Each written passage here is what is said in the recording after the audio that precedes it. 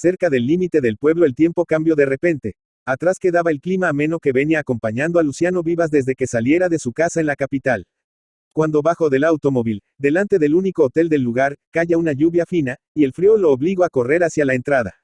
En un rincón, el fuego de una chimenea mantenía la temperatura cálida y acogedora. «Qué tiempo raro», le dijo a un señor que miraba la televisión sentado cerca de la chimenea mientras se acercaba a calentarse las manos en el fuego hospitalario. «Desde que tengo memoria siempre ha sido así», respondió el hombre con desgano, al tiempo que lo miraba de soslayo. «Es raro, porque a unos kilómetros de aquí el día estaba templado y bastante soleado, y de repente», acrecentó Vivas, chasqueando los dedos de ambas manos. «En cualquier otro lugar el tiempo cambia según las estaciones menos acá, mi amigo». La voz del hombre ahora sonaba apática. «¿Desea hospedarse, señor?», preguntó el hombre, que resultó ser el dueño del hotel. «Luciano Vivas, pero todos me llaman Vivas a secas». «Mucho gusto», completó Vivas. «Juan Carlos, el gusto es mío. La verdad es que no viene mucha gente por aquí, desde que tengo memoria», dijo el hotelero, con cierto desinterés. Vivas pensó que el hombre debía de ser una persona si no deprimida por lo menos de lo más aburrida. «¿Y cómo se le ocurrió abrir un hotel en un lugar así entonces?», preguntó Vivas. El hombre miró hacia lo alto de la pared que tenía a un costado y apuntó con un dedo hacia un retrato de la época del daguerrotipo. Un hombre viejo con bigotes mostacholes los observaba con mirada fría. «Por culpa de él, mi bisabuelo paterno. Tal vez en su tiempo el clima fuese diferente», dijo el hotelero, agarrando el cuaderno de visitantes donde empezó a anotar la fecha y el nombre completo de Vivas. «¿Y por cuánto tiempo piensa hospedarse?». Vivas dio de hombros. «Soy un escritor en busca de un lugar tranquilo y eso dependerá del tiempo que me lleve a escribir la historia que tengo en mente». «A la pucha, un escritor. ¿Quién diría un escritor por aquí?». En los labios del hotelero se dibujó un gesto que denotaba sorpresa, después agregó con amargura en la voz. «Aunque no sé de dónde podrá sacar inspiración en este lugar tan deprimente». Sus ojos buscaron el día gris y lluvioso del otro lado de la ventana que tenía a su derecha. «Bueno, algún día tendrá que parar, ¿no?», dijo Vivas, tratando de imprimirle a sus palabras algo de animosidad. «Desde que tengo memoria nunca he visto días diferentes». El hotelero señaló afuera. Vivas se dijo ahora que el dueño del hotel exageraba demasiado en sus apreciaciones, al menos sobre el clima. «De cualquier manera ya tengo el borrador con la idea general de la historia. Inspiración es lo de menos, lo demás es puro sudor», acotó Vivas, volviendo a hablar de su libro. «Será una novela. Ya tiene título, cuando la publique me gustaría comprarla». El tema pareció interesar al hotelero, porque cambió el tono de voz, ahora más vivaz. «Por ahora tiene título provisorio, Primavera, pero con el desarrollo de la trama puede que lo cambie por otro», explicó Vivas. «Primavera. Ja, menos mal que ya tiene una idea general, porque con este clima nuestro». El hotelero volvió a mirar con desinterés el día a través de la ventana. Vivas estuvo a punto de decirle que al mal tiempo hay que ponerle buena cara, pero pensó que el hotelero tal vez fuese un pesimista nato. «¿Y el restaurante?». Vivas acomodó sus cosas en la habitación y pensó dar una vuelta por el pueblo y comer algo. «Y mañana me pongo a escribir», se dijo, antes de bajar a la recepción. Cuando salió a la calle ya había anochecido. El humo exhalado por las chimeneas, detenido sobre las luces de los faroles en el medio del boulevard que divide a la avenida de punta a punta en dos carriles, le daba a la misma un aspecto de túnel brumoso. El dueño del hotel le había recomendado un restaurante, la verdad el único, como el hotel, casi al final de la avenida. Conducía despacio, de hecho, por 2 o 3 automóviles que vio pasar por la mano contraria, no necesitaba aumentar la velocidad. Mientras las cuadras se sucedían, ahora que no tenía el apuro con que había buscado la dirección del hotel, con su buen ojo de escritor para los detalles notó que, así como el hotel y el restaurante, solo había una tienda de ropas, una zapatería, una carnicería, una panadería, una verdulería, una librería, un minimercado, una estación de servicio, un bar y un kiosco. El resto se componía de casas viejas y las pocas nuevas se mostraban mal cuidadas. Pensó que si esto era todo lo que había en la avenida principal, no habría mucho para ver más ala de ella.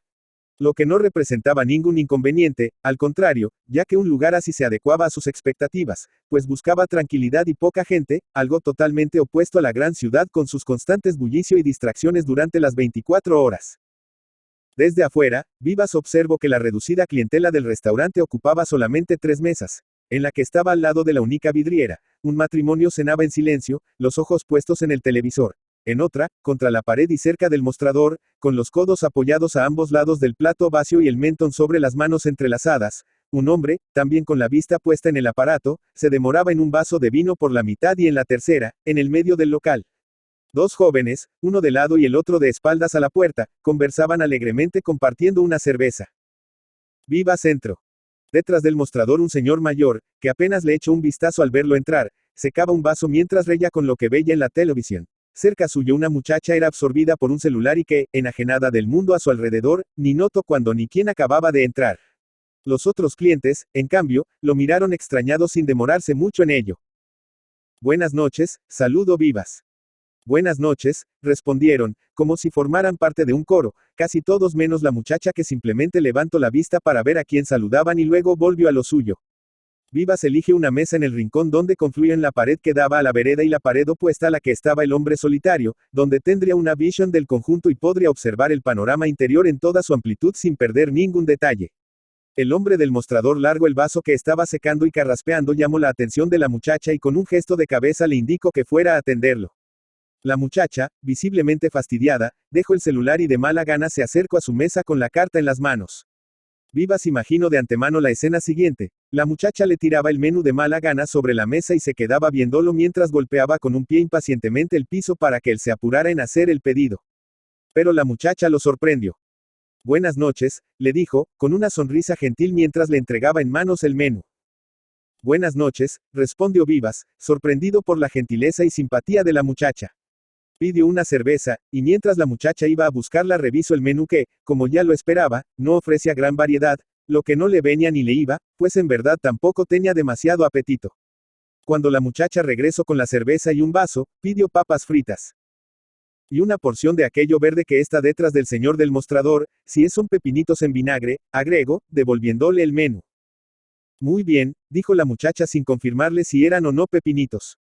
Cuando ella volvió con una pequeña bandeja de acero en sus manos, Vivas descubrió que sí lo eran. Aquí tiene los escarbadientes y las papas fritas van a demorar un poco, le dijo ella y se retiró, volviendo rápidamente al celular. Cuando terminó la cena, Vivas se acercó al mostrador para pagar. Lugar tranquilo este pueblo, ¿no? Le preguntó al hombre del mostrador. Más tranquilo que agua de tanque, respondió el hombre. Note que no hay muchos negocios desde el hotel hasta aquí, por lo menos en la avenida, comentó Vivas. Y no encontrará mucho más vaya a donde vaya. Este, por ejemplo, es el único restaurante y así de lleno como lo ve ahora son todos los santos días. Si no fuera por mi abuelo, su fundador, ni loco yo pensaría en abrir uno, respondió el hombre con resignación en la voz. Pero me imagino que en primavera y en verano lo frecuentará más gente, dijo Vivas. Primavera, verano, esos son solo palabras, amigo. Aquí todo el año, desde que tengo memoria, siempre ha sido así, frío, lluvioso y gris. En definitiva, un pueblo triste. Vivas volvió al hotel con la sospecha de que las personas del lugar eran dadas a exageros, por lo menos desde que tenían memoria. Y el sol.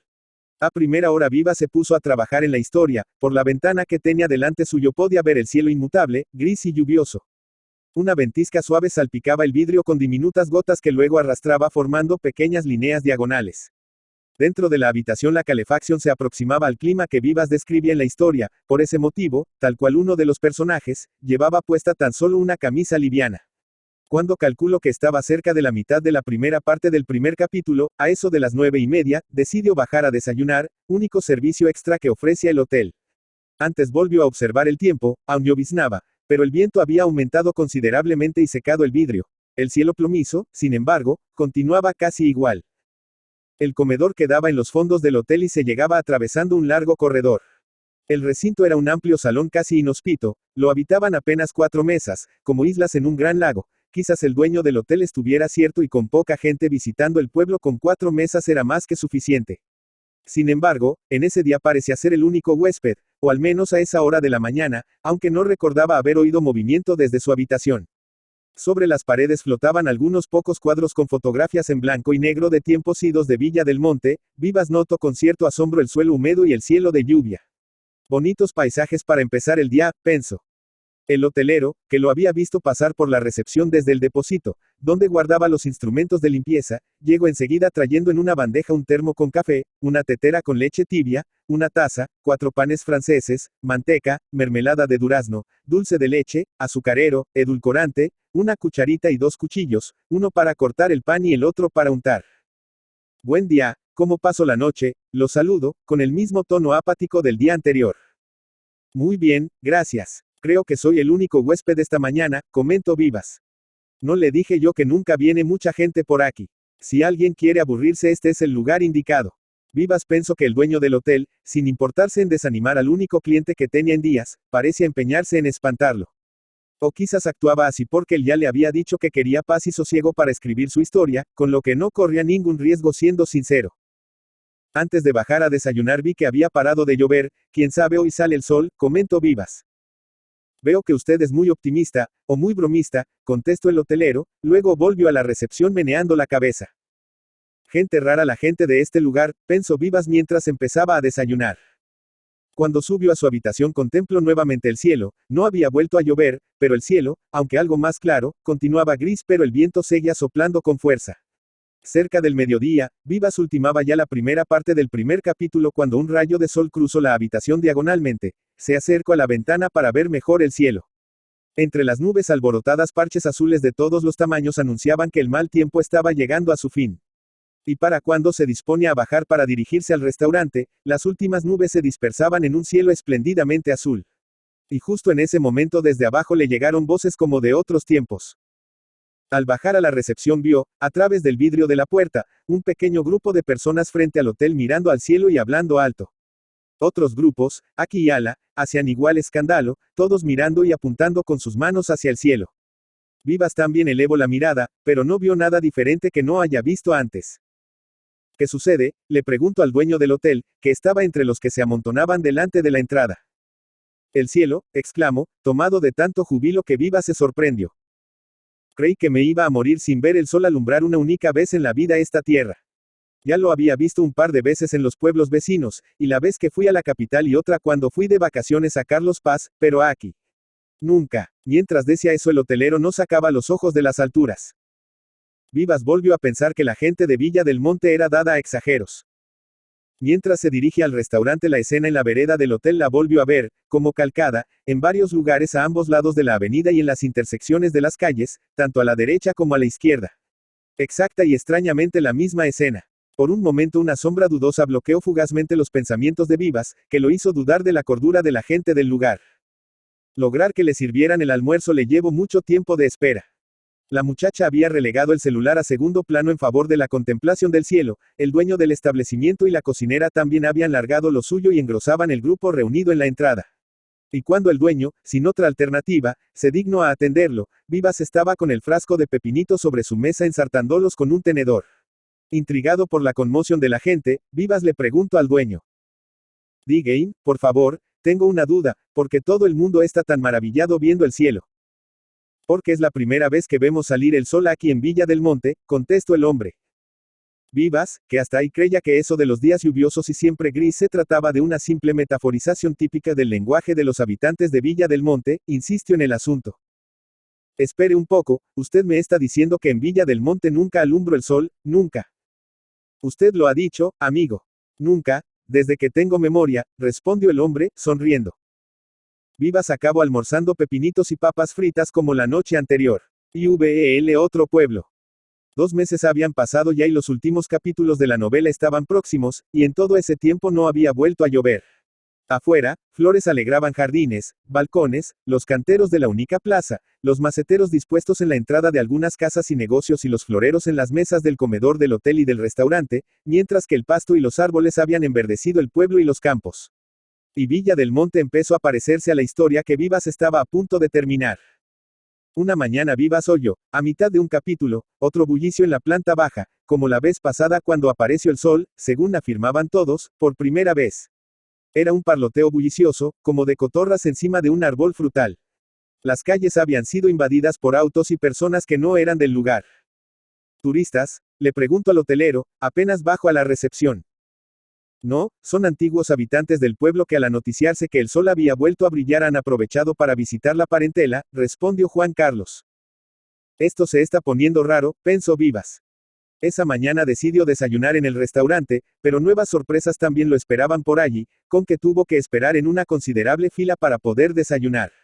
Cuando regresó al hotel vio a unos hombres descargando sillas y mesas de un camión, y cuando a las 5 bajó a merendar, Las islas imaginadas en el comedor se habían multiplicado, y los viejos cuadros deprimentes habían sido reemplazados por coloridos pósteres de una Villa del Monte rejuvenecida y al mismo tiempo irreal. Definitivamente, Villa del Monte ya no es el lugar que hubiera elegido ni para escribir un miserable poema, pensó. Lo único que faltaba para espantarlo de una vez por todas era depararse en cualquier día de esos con un MC Donald en la esquina más valorada de Villa del Monte. Al día siguiente, lo despertó el insólito anuncio del primer carnaval en la historia de Villa del Monte, propalado por una voz metálica proveniente del altoparlante acoplado al techo de un automóvil. Caramba, tanto sol parece que ha despertado la inercia en la cual estaba sumido el pueblo. Por suerte ya me falta poco para terminar, pensó y enseguida se abocó a finalizar la historia, sin pensar demasiado si el final no quedaba tan bien estructurado como a él le gustaría, pero con las innumerables revisiones con las cuales siempre somete a sus trabajos ya le daría un final que lo dejara satisfecho. 2 días después Juan Carlos lo vio aparecer en la recepción con el equipaje en manos. No me diga que ya se va, le dijo, poniendo cara de asombro. Así es, mi amigo. Finalmente, he concluido la historia. Aún tengo que someterla a varias revisiones, pero eso es lo de menos. Inmediatamente detrás de sus palabras se escuchó un trueno que hizo temblar los vidrios de puertas y ventanas y tintinear la campanilla sobre el mostrador. Los 2 hombres se quedaron como petrificados por un momento, luego salieron a la calle. El cielo límpidamente azul que Vivas había contemplado con satisfacción desde la ventana de su habitación se había transformado, en cuestión de unos pocos minutos, en una techumbre tenebrosa y amenazante que cubría el pueblo hasta donde alcanzaba la vista. Vivas hizo una mueca de desagrado, a su lado Juan Carlos lo miraba de reojo con denotada desconfianza. Pero qué raro, hace unos minutos el cielo estaba totalmente despejado y mire ahora, dijo Vivas. Muy sospechoso todo esto, ¿no?, acotó Juan Carlos. Vivas, que no era ni un poco supersticioso, no le dio importancia al comentario, al contrario, le pareció fuera de contexto. Y bueno, parece que tendré que irme como he vuelto, con mal tiempo, suspiro. La partida. Vivas ya se marchaba. Saludó al hotelero con un bocinazo, pero Juan Carlos no lo escuchó porque estaba de espalda hablando por teléfono, y tal desatención no le llamó la atención. Vivas ya estaba cerca de la salida del pueblo cuando un contratiempo inesperado, o más bien improbable, interrumpió su camino. A primera vista le pareció que el árbol caído en la calle había sido provocado por el fuerte viento que soplaba a esa hora, pero al llegar cerca se dio cuenta que fuera provocado por el leñador guarecido al reparo de un árbol cercano que, quizás por no ser muy ducho en el manejo de la motosierra o por propia torpeza, había equivocado el corte. Ahora tendría que dar media vuelta y atravesar todo el pueblo hasta alcanzar la otra salida. Cuando pasó por el hotel, Juan Carlos continuaba en la vereda hablando por celular, y al verlo lo saludó con una mano, pero algo en su forma de mirar, que Vivas no supo definir, le hizo pensar como que el hotelero ya esperaba verlo pasar. Tal vez fuese el hecho de estar allí afuera bajo un paraguas hablando por teléfono en lugar de hacerlo dentro del hotel. En la otra salida otro percance esperaba por Vivas. El automóvil se desgobernó y serpenteó sobre el asfalto mojado, quedando atravesado en la calle. No lo puedo creer, exclamó, golpeando el volante. Y apenas del automóvil sintió un pinchazo en la planta del pie, clavado en la suela del zapato tenía un clavo, Miguelito. Inmediatamente constató que una considerable cantidad de ellos minaba gran parte del asfalto alrededor del automóvil, y, como era de esperarse, las 4 ruedas estaban pinchadas. Vivas barajaba la posibilidad de una jugarreta de niños maliciosos cuando vio llegar un camión remolcador. Eficiencia o mucha casualidad, pensó, al ver con cuánta rapidez le llegaba el socorro. El conductor le dijo que un vecino había llamado a la Gomeria avisando sobre el accidente. Vivas no dijo nada, pues ya no era ni eficiencia ni casualidad, pero porque el hombre mentía descaradamente. El gomero lo dejó en el hotel, diciéndole que él mismo le traería el automóvil no bien emparchara las 4 ruedas, pero resaltó que se olvidara de seguir viaje el mismo día. Mire la hora que es, casi mediodía, le dijo, golpeándose el reloj con 2 dedos, y hoy a la tarde, después de la siesta, tengo que atender otros compromisos, así que hasta mañana. El gomero se calló y se quedó moviendo estúpidamente la cabeza a un lado y al otro. Vivas intentó persuadirlo, ofreciendo pagar el doble si hacía una excepción, pero el gomero argumentó que el único horario disponible era el de la siesta, pero que esta era sagrada. Si no me tiro a dormir un par de horas, no sirvo para nada, acotó. Juan Carlos se ofreció para llevarlo al hospital para que le hicieran un curativo, pero Vivas dijo que no era nada, que con una buena lavada ya estaba bien. Así que, 40 minutos después de los incidentes, estaba de vuelta en la habitación donde había estado hospedado los últimos meses. Después de lavar bien la herida, al salir del baño se llevó una sorpresa, pues la habitación estaba completamente iluminada por un sol radiante, la tormenta así tan sorprendentemente como había venido había pasado. Increíble, exclamó, apoyado en el alféizar de la ventana. Vi la sospecha. A la hora del almuerzo Juan Carlos lo llevó al restaurante. Estaba lleno, pero por suerte, o no, pensó Vivas, sospechando algo raro, la mesa en la cual se sentaba siempre no había sido ocupada a pesar del restaurante estar lleno. Una hora después Juan Carlos lo pasó a buscar. En el trayecto de vuelta al hotel se lo pasó hablando del hermoso día que hacía, que quién lo diría, que los pajaritos, que las flores, que la gente feliz, que la prosperidad nunca antes vista, mientras tanto Vivas, atento al mensaje subliminal que se escondía detrás de tanto optimismo, ya no tenía dudas, las palabras de Juan Carlos revelaban un ardid tejido a su alrededor para retenerlo en el pueblo. Pero ¿por qué? Aún no lo sabía. Por la tarde bajó al comedor que estaba lleno, pero así como en el restaurante el lugar que siempre ocupaba, sorpresivamente, o premeditadamente, según él, estaba vacío, a pesar que algunas personas merendaban de pie. A la noche Juan Carlos lo fue a buscar a la habitación, pero Vivas le dijo que no iría a cenar porque le dolía la cabeza. Si quiere le traigo un analgésico, se ofreció el hotelero, pero Vivas le mintió, diciendo que ya había tomado uno y que como había tenido un día desastroso solo quería irse a la cama.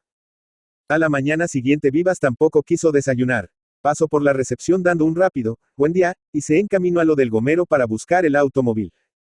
No lo puedo creer, exclamó, al encontrarse con la cortina metálica de la gomería baja y con un cartelito que anunciaba, cerrado por vacaciones. En vano llamo al gomero, que vivía en la casa contigua, porque nadie contestó. Llamó a un vecino y este le dijo que no sabía de nada. Ya de vuelta al hotel, le contó lo sucedido a Juan Carlos, que dijo, poniendo cara de asombro. Vacaciones, qué raro, ¿no? Pero Vivas sospecho que fingia. Y lo peor es que no tiene parientes en el pueblo y yo no tengo su número, justificó enseguida. Ni falta que hace, pensó Vivas. Bueno, tendré que tomar un colectivo y después mandaré a buscar el automóvil, dijo enseguida, ya totalmente convencido de que todo el pueblo estaba confabulado para retenerlo allí. ¿Pero por qué? Volvió a preguntarse. Continuaba sin saberlo, necesitaba pensar. Bien, voy por mi equipaje. Juan Carlos se lo quedó mirando mientras subía las escaleras, hundido en negros pensamientos al tiempo que sacaba el celular de un bolsillo del pantalón. Mientras Vivas empacaba las pocas cosas que había sacado de las maletas, un torbellino de hipótesis, unas más descabelladas que otras, pero todas apuntando a un mismo lugar. Su permanencia definitiva en Villa del Monte, giraba dentro de su cabeza. Al bajar a la recepción, ya con el dinero en la mano, Vivas vio a dos hombres sentados en los sofás leyendo el diario en silencio y a Juan Carlos, que limpiaba la superficie del mostrador con una franela. Aquí tiene lo que le debo, le dijo Vivas, fingiendo parecer cordial. Ok, contestó Juan Carlos, al tiempo que miraba a los dos hombres, y en ese mirar Vivas presintió una oscura finalidad. Vio el cautiverio. El traqueteo del automóvil le sugería a Vivas que transitaban por un camino de tierra. En cada bache el vehículo se balanceaba y Vivas sentía con mayor intensidad la compresión del arma sobre las costillas. Calculo que habían pasado unos 20 minutos cuando se detuvieron. El conductor bajó un momento, volvió a subir y continuaron viaje. Minutos después volvieron a detenerse, entonces los hombres lo ayudaron a bajar. Oyó perros ladrando y correteando alrededor, de pronto uno a su derecha aulló de dolor, lo habían pateado. Por la manera como silbaba el viento y por el aire fresco, Vivas imaginó que debían estar en un lugar bastante arborizado. De inmediato fue conducido al interior de una vivienda, donde le sacaron la capucha y, sin darle tiempo de ver nada, lo empujaron dentro de una habitación amplia, húmeda y oliendo a encierro. El golpe producido por el pasador lo remitió a escenas vistas en películas de nombres olvidados. Del techo pendía un cable ennegrecido del cual una lamparita amarillenta de bajo voltaje impedía ver con claridad en los rincones. No había ningún mueble, solo un colchón viejo y raído pudriéndose en un rincón sobre el piso de ladrillos, al lado había un tacho de plástico que debería ser, el baño. La habitación era parte de una construcción antigua, esto lo dedujo porque, además del piso muy común en casas antiguas, en algunos puntos el revoque había caído dejando ver la pared de ladrillos asentados en barro. Vivas notó que la ventana de madera se abría hacia adentro y que el cerrojo no tenía candado, lo que significaba que del otro lado si no la vigilaba ningún perro es porque tendría gruesos barrotes. Vivas apoyó una oreja en la madera, oyó el viento aullando entre los árboles y ladridos que se dejaban oír no muy lejos. Entreabrió la hoja lo suficiente para ver los barrotes que intuyera instantes antes, altos eucaliptos y más ala, el pastizal rastrero de la llanura desierta hasta el infinito. Estaba en el medio del campo y quizás nunca lo soltarían. A Vivas se le cayó el alma al piso y se imaginó viejo y vencido esperando la muerte en esas cuatro paredes, como el abate Faria. Un escalofrío le recorrió la espina dorsal. Tengo que pensar, murmuró bajito. No esperaba que alguien, Fritz, su agente literario, Daniel o Ana, sus únicos e íntimos amigos, vinieran en su busca. ¿Buscar en dónde? Él nunca decía a dónde se refugiaba cuando se ausentaba para escribir un nuevo libro, porque ni él mismo lo sabía con exactitud, simplemente agarraba la ruta y sobre la marcha elegía al azar cualquier pueblito tranquilo, y tampoco notificaba su paradero. ¿Hasta cuándo tendría que esperar que sintieran su falta para avisar a las autoridades sobre su desaparecimiento, si para su última novela estuvo sin dar noticias casi un año, escondido en un pueblito en las sierras cordobesas que mal figura en los mapas? De manera que la solución inmediata era improbable. A no ser. VIILA fuga. Tengo que pensar, volvió a murmurar mientras, abatido, se dejaba caer sobre el colchón. De inmediato sintió un pinchazo en la nalga. Un pedazo de alambre sobresalía de la tela casi podrida, como una uña oscura y dura, el colchón era de resortes. Vivas no se atrevió a darlo vuelta porque supuso que del otro lado estaría hecho un asco, así que empujó el alambre hacia adentro. Al rato, sintió ruido en la puerta, en la parte de abajo se abrió una especie de puertita, que con la escasa iluminación no había notado. Alguien le pasó una botella plástica de agua y un plato descartable con un pedazo de carne hervida, fideos y un pan. En vano intentó que el carcelero le dijera el motivo del secuestro ni hasta cuándo lo tendrían preso, ninguna respuesta le fue dada. Más tarde la puertita volvió a abrirse y una voz de hombre le pidió el plato de vuelta, luego le tiró un rollo de papel higiénico y la puertita volvió a cerrarse. De madrugada Viva se despertó con otro pinchazo, esta vez en la espalda, justo en ese momento soñaba que tanteaba las paredes buscando un punto de escape. De pronto tuvo una idea, pero esperó hasta que amaneciera para ponerla en práctica. Mientras tanto se puso a elaborar un plan de fuga. Después que le trajeran el desayuno, una botellita plástica con té chino tibio y 2 panes, y la puertita volviera a cerrarse, Vivas dio vuelta el colchón, rasgó la tela y tironeó de uno de los resortes hasta que pudo arrancarlo, ya tenía la llave de la libertad. El paso siguiente sería arrancar un pedazo de revoque en un rincón en la pared que daba afuera y raspar la tierra entre los ladrillos hasta desprenderlos, solo tenía que tomar cuidado de no hacer ruido y al mismo tiempo estar atento a la puerta. Pero ¿y si entraban los captores? No quiso pensar en esa posibilidad. El día se le hizo largo. Después de haber devuelto el plato de la noche, se puso a trabajar con ahínco. Durante 1 hora estuvo con el corazón en la boca hasta que consiguió aflojar el primer ladrillo, el resto resultó fácil y menos de media hora después la libertad estaba a un paso. El corazón le latía a 1000 revoluciones por minuto. Tímidamente asomó la cabeza por el hueco, no había moros en la costa, es decir, sus captores, ni los perros merodeando. Avanzó arrastrándose pegado al piso, calculando unos 100 metros hasta donde terminaban los árboles, pero dadas las circunstancias le parecieron 1 kilómetro. 2 o 3 veces oyó ladridos que le hicieron helar la sangre, parando y mirando hacia la casa cada vez, pero no vio ningún movimiento ni otra luz que no fuese la del hueco en la pared y en los resquicios de la ventana. Después de una eternidad Vivas llegó hasta el último árbol, temblaba sin control y sudaba horrores, pero ya había pasado lo peor. Ahora solo tenía que largarse de allí lo más pronto posible. Escudriñó el horizonte, el resplandor de Villa del Monte se insinuaba a varios kilómetros. Empezó a correr a campo traviesa hacia allí.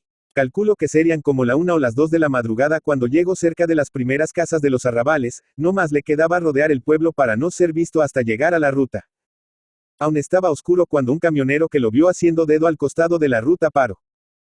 Y ya era día amanecido cuando unas explosiones despertaron al hotelero.